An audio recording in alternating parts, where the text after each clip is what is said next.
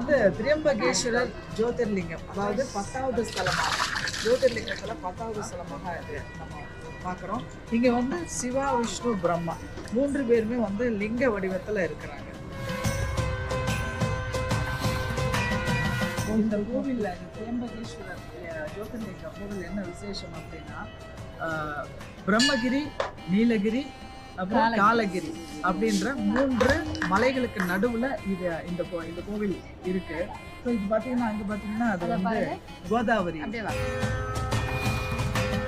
இந்த மலை வந்து பிரம்மகிரி அப்படின்னு அழைக்கப்படுகிறது.